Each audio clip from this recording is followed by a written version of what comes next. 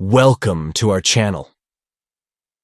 In today's video, we're diving into how to turn off read receipts on Messenger. If you value your privacy and want to keep your messaging habits a bit more discreet, you're in the right place. Read receipts can sometimes feel intrusive, letting others know when you've seen their messages.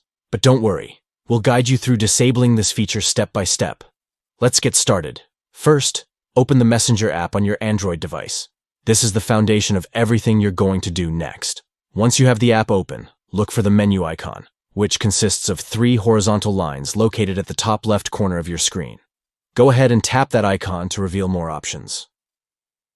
Now, you'll want to locate the gear icon. This tiny icon gives you access to the settings. Tap on it to proceed to the app's settings menu. In the settings menu, scroll down until you find the privacy and safety option. This section is crucial for managing how others interact with your messages, so give it a tap. Next, look for Read Receipts. This is where the magic happens. Tap on it to adjust your read receipt settings. Lastly, you'll see the option to turn off Show Read Receipts. Simply toggle this option off. And just like that, you've officially turned off Read Receipts on Messenger. And that's all there is to it.